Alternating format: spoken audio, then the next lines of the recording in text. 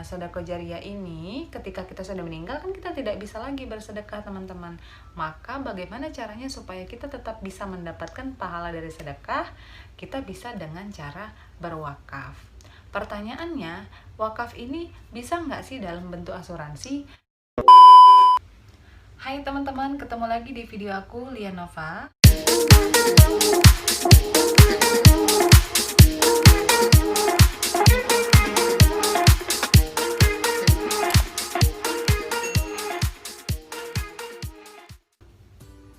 Jadi di video kali ini aku akan membahas mengenai tentang wakaf.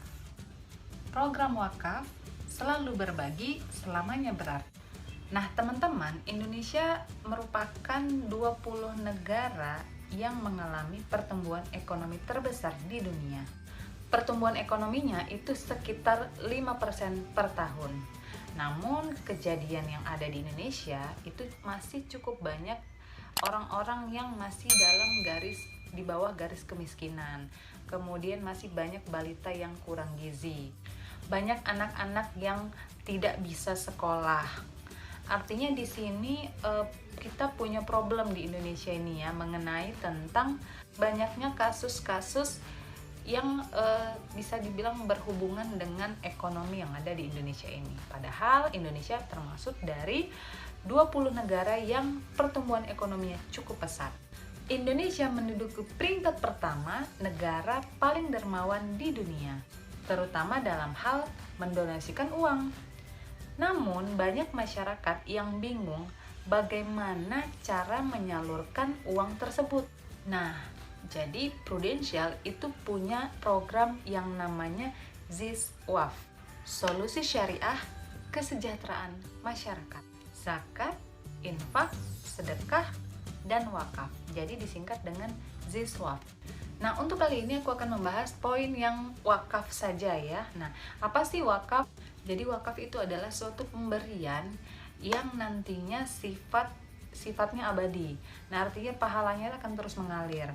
Karena wakaf itu nantinya akan diberdayakan secara terus-menerus oleh suatu lembaga, sehingga ketika kita sudah meninggal nanti, wakaf itu akan tetap bermanfaat buat banyak orang, sehingga pahalanya akan tetap mengalir terus selamanya. Makanya sifat dari wakaf itu adalah abadi. Ketika seseorang meninggal dunia, maka akan terputus semua hal kecuali yang 3. Yang pertama, doa anak yang soleh. Yang kedua adalah sedekah jariah, dan yang ketiga adalah ilmu yang bermanfaat. Nah, kalau ilmu yang bermanfaat, ilmu setiap saat berkembang nih teman-teman. Artinya bisa aja ilmu yang kita ajarkan saat ini untuk tahun-tahun kedepannya itu nggak berlaku lagi gitu. Kemudian doa anak yang soleh. Jadi kalau kita punya anak, kita tidak bisa pastikan bahwasanya dia bisa selamanya mendoakan kita gitu teman-teman. Artinya ini bisa dibilang tidak ada jaminan gitu ya. Nah, yang ketiga ini yang tadi saya bilang teman-teman, sedekah jariah. Nah, sedekah jariah ini ketika kita sudah meninggal kan kita tidak bisa lagi bersedekah teman-teman. Maka bagaimana caranya supaya kita tetap bisa mendapatkan pahala dari sedekah? Kita bisa dengan cara berwakaf. Pertanyaannya, wakaf ini bisa nggak sih dalam bentuk asuransi? Jawabannya adalah bisa nih teman-teman. Banyak sekali pertanyaan mengenai wakaf. Yang pertama mungkin yang paling banyak ditanyakan orang adalah, saya pengen banget berwakaf, tapi saya belum punya aset nih, saya belum punya harta yang banyak nih untuk diwakafkan. Nah, itu yang pertama. Yang kedua, saya udah punya nih aset, saya udah punya nih harta yang mau diwakafkan, tapi kemana ya mewakafkannya? Bagaimana ya caranya? Gitu. Tentu ada prosedur ya teman-teman ya. Nah, yang ketiga pertanyaannya, bisa nggak sih wakaf itu dalam bentuk asuransi? Nah, kali ini kita akan bahas yang ketiga ya teman-teman ya. Teman-teman bisa lihat di penjelasan ini. Jadi wakaf itu ada 2. Yang pertama benda tidak bergerak, yang kedua benda bergerak. Nah, kemudian yang bergerak ini adalah finansial dan non finansial. Nah, yang finansial ini kita akan bahas ada tabungan, ada asuransi, sama investasi, begitu ya teman-teman ya. Jadi kita masuk ke pokok pembahasan yang investasi. Nah, keunggulannya adalah wakaf dapat direncanakan dari sekarang dengan kontribusi yang terjangkau, kemudahan proses berwakaf pada polis asuransi, Terdapat beberapa lembaga nazir, ya, lembaga wakaf, rekanan yang dapat dipilih. Dana wakaf dapat bertambah dengan adanya fitur Pro Booster, proteksi, dan Pro Booster investasi. Yang kelima, dana wakaf ditransfer langsung oleh lembaga wakaf. Yang keenam, program wakaf dapat diikuti oleh siapapun.